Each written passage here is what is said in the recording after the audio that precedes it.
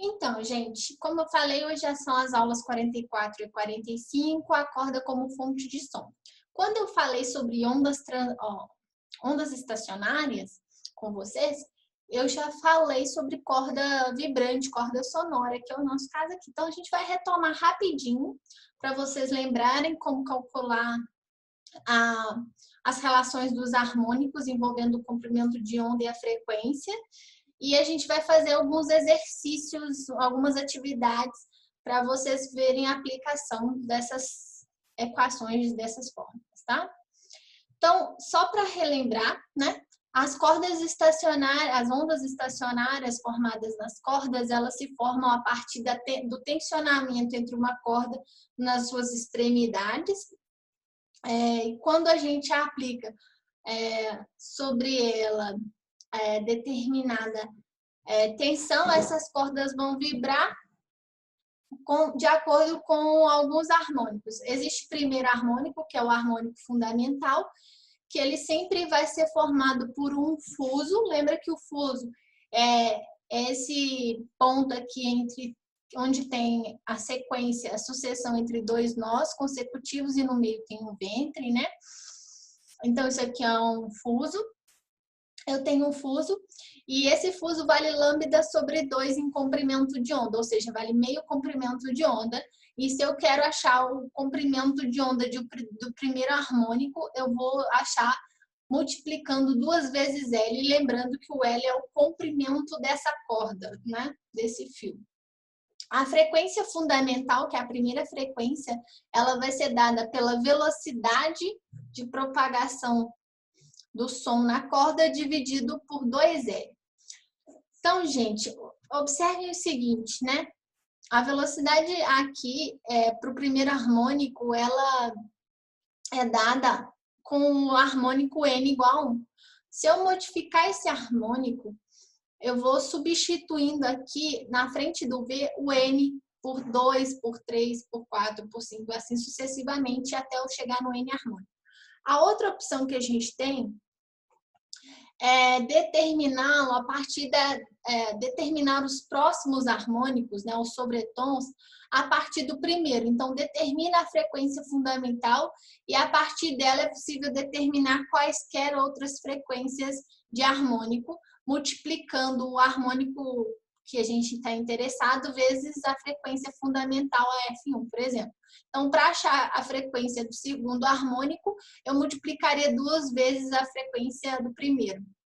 Se eu quero a frequência do quarto harmônico, 4 vezes a frequência do primeiro. Então, é possível fazer dessa forma. Tem outra forma, como eu disse, usando uma fórmula integral que eu mostrei para vocês na aula sobre ondas estacionárias, tá? Tem lá no material. O comprimento de onda também ele é uma relação entre o comprimento relacionado ao primeiro harmônico, né? Então, aqui, para o primeiro harmônico, eu tenho que o comprimento é 2L. Então, o comprimento do segundo harmônico vai ser o comprimento do primeiro dividido por 2. Então, seria 2L sobre 2. E assim vai. Então, existe uma relação que pode ser montada dessa maneira ou de como eu já mostrei para vocês naquela aula. Então, vocês podem escolher qual é o jeito que vocês acham melhor. Aqui é o enésimo harmônico, né? Então, para você determinar o comprimento de onda do enésimo harmônico, você faz lambda 1 sobre N, ou seja, 2L sobre N. Aqui seria 2L sobre 4, 2L sobre 3, porque o lambda 1 vale 2L.